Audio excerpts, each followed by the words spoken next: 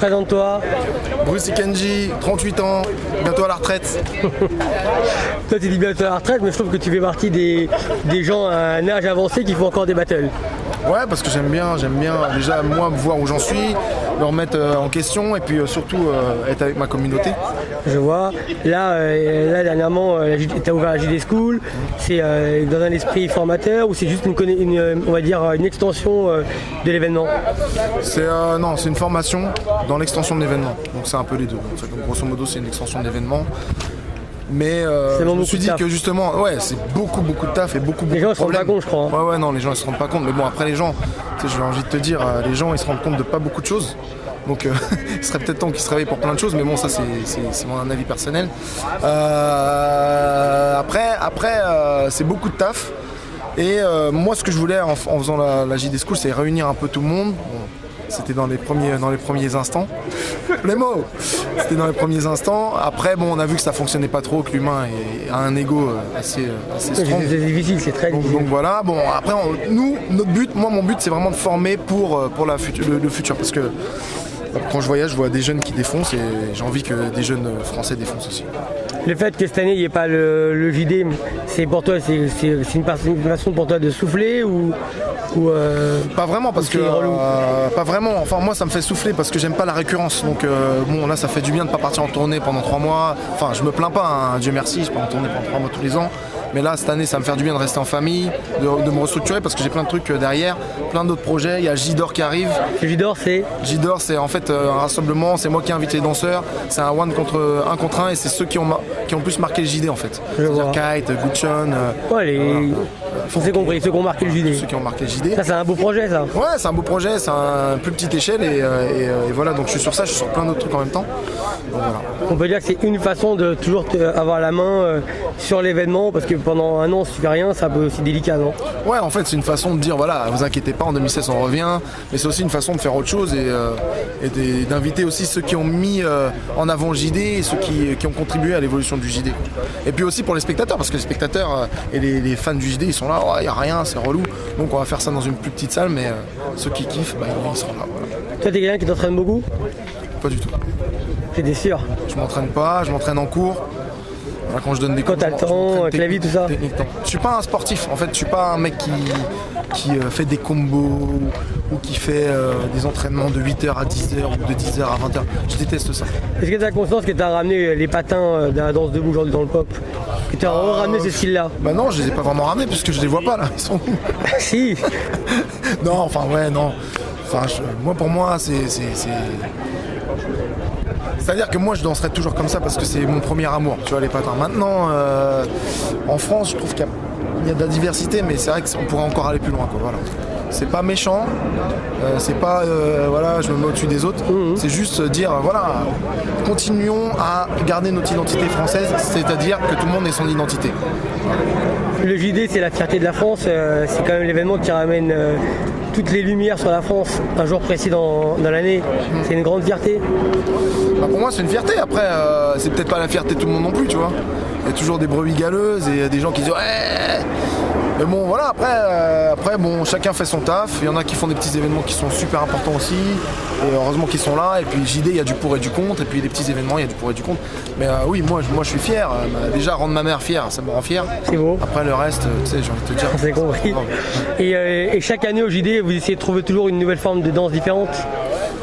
Non, cette année on a mis en avant la dancehall parce qu'on voit qu'il y a un vrai courant émergent par rapport à la dancehall. On voulait mettre le crump en avant, mais bon, ça a fait des polémiques, donc j'ai dit bon, vas-y, laisse tomber le crump, j'ai pas envie d'avoir mal à la tête. Donc on a proposé la dancehall ils étaient à fond, donc on a dit bah venez, et il y a le collectif Raga Jam qui a dit voilà, nous on est là. J'ai dit vas-y, prenez le pôle dancehall et puis on fait un truc. Puis il y a Just for Rockers aussi qui est venu cette année. Avec Nacera et Thierry, et j'étais content aussi de les accueillir cette année, c'était cool. En fait, t'es content sur toute la ligne? Non, je suis jamais content justement, c'est ça mon problème. Je suis jamais content, et heureusement. Parce que quand t'es content, c'est que c'est fini. Ça remet toujours en question. Bah j'essaye en tout cas, j'essaie. Aujourd'hui, Bruce, ça veut dire que tout au long de l'année, on va se retrouver pas mal de fois jury? Dieu seul sait, je sais pas. Pour le moment, ouais, j'ai des trucs à droite à gauche, mais c'est pas mon but de juger. J'aime bien être jugé aussi là ces temps-ci, je vais me remettre un peu dans les battles. Voilà. Pour kiffer, Bon, bah, voilà, garder la forme aussi, tu vois, 38 piges, voilà. C'est dur. Et ouais, c'est dur. Chaud, c'est chaud, non, mais c'est ouais, chaud. mais- Physiquement, c'est chaud. Et puis t'as des jeunes qui assurent. T'as des, voilà, tu vois, il y a une évolution qui se fait. Alors pour certains anciens, c'est une régression. Moi, pour moi, toute évolution implique des nouvelles choses et du coup, t'es obligé de te remettre à jour à chaque fois. Donc du coup, c'est pour ça que j'essaie de. Mais même d'être là, tu vois. Voilà, c'est cool. Quoi. Oui, et occuper le terrain au milieu du game, ça fait plaisir. Ouais, occuper le terrain, mais même au-delà de ça, être avec ses pairs, quoi. Après, aimer ou pas aimer, être aimé ou pas être aimé, c'est pas grave. L'essentiel, c'est qu'il y a un propos, et surtout, moi, ce que je veux, c'est défendre mon école, c'est-à-dire l'école du Smurf. Bah, c'est comme ça que je te vois, moi je te vois comme un smurfer. Voilà. Je t'ai toujours vu comme un smurfer. Bon. Je suis un smurfer et puis le pop c'est cool, pas de problème. Je pop, je glide, je tut, je robot, mais voilà. Moi, Ça te dérange pas l'appellation smurfer Ah non, si t'as grandi avec ça. Absolument pas. À l'époque, je me rappelle, tu avais un discours très, très éclairé pour ton âge. À l'époque, on t'appelait sonneur. T'étais jeune, mais t'étais déjà, on va dire, t'étais dans une espèce de prédiction. Bah je sais pas, tu parles de l'émission. Non, j'ai vu l'émission, j'ai vu quand tu as fait ton interview. Tu étais jeune, tu devais avoir 13-14 ans peut-être, je sais pas. 13 ans. 13 ans, toi, j'ai dit. Je me rappelle. Et là aujourd'hui, est-ce que tu peux nous dire s'il y a des danseurs aujourd'hui, une nouvelle génération, qui te font kiffer ou... Ouais, il y a des danseurs d'une nouvelle génération qui me font kiffer, mais j'ai peur d'en oublier. Alors ceux que j'oublie, ne m'en voulez pas. Mais bon voilà, il y a Cynthia, il y a YD qui est là, il y a Nelson. Enfin, c'est pas vraiment la nouvelle génération Nelson, mais t'as Marvin, t'as des mecs comme comme Gator, mon gars Gator. T'as mes élèves aussi, Megan qui va arriver, Léa qui vont arriver. T'en as plein. Je suis désolé, je vais pas toutes les citer, mais t'en as plein qui me font kiffer, autant en hip-hop qu'en pop. Mais je trouve que par rapport à la masse de danseurs qu'il y en a pas beaucoup. Donc français, réveillez-vous parce que en Allemagne ça bosse de ouf, en Russie ça bosse de ouf, en Asie ça bosse de ouf. Nous on a le fun et tout, c'est cool, on a un côté relâché, c'est bien, mais il faut bosser, il faut qu'on travaille plus. Moi c'est un non-travailleur qui vous dit ça. À l'époque on pouvait se permettre de pas travailler, maintenant vous pouvez plus vous permettre de pas travailler. Et toi quand tu vis le JD Tour, ça doit être difficile. Les gens ils voient ça comme un truc, c'est super parce que c'est payé, mais derrière tout ça, 3 mois, est-ce que vous avez le temps de vous reposer ou alors chaque battle que vous devez faire, à la fin ça devient même limite. Non, on les dégueule. À la fin, les juges ils dégueulent les battles, ils dégueulent les danseurs. Enfin, c'est pas méchant, mais ils voient 3000 à 4500 danseurs en 2 mois et demi. Et des fois, on fait un événement le samedi, le dimanche matin, tôt, à 4h du matin, on prend l'avion pour aller dans un autre pays. Après on juge un autre battle qui dure 10 heures. Non, les juges à la fin ils m'en veulent, mais à la fin, de genre 6 mois après, ils reviennent, ils disent ah c'était chambé. Enfin tu vois, c'est ça qui fait que je continue aussi, c'est que sur le coup tu dégueules le juste debout, t'en as marre, t'en peux plus. Mais à la fin quand tu te remémores les moments, t'oublies les mauvais et tu gardes les bons. Donc ça c'est plutôt cool. Moi je pense qu'il y a un moment qui doit être difficile pour toi, c'est quand tu dois choisir tes jurys. Ouais, ça doit être parce que très très galère. Le problème du hip-hop, et c'est là, si je peux lancer un message aussi, c'est ne rentrons pas dans la politique. C'est-à-dire que voilà, moi j'ai des intérêts, tout le monde a des intérêts, toi qui regardes, tu as des intérêts, mais quand quelqu'un danse devant toi, faut que les intérêts disparaissent de ta tête et que tu juges parce que le mec a bien dansé ou a mieux dansé que l'autre. C'est selon tes goûts. Et dans la politique, enfin dans les pop justement, c'est un lapsus révélateur, c'est qu'il y a beaucoup trop de politique maintenant. Et ça va nous tuer. C'est-à-dire que normalement la danse c'est gratuit, c'est sincère, et là on est en train d'en faire un truc pourri.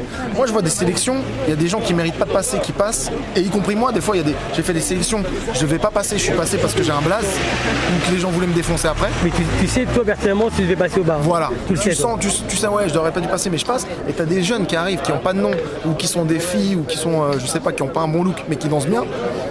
Et on les fait pas passer parce que c'est pas des blases. Et ça, je trouve ça dommage. Faut revenir sur la sincérité.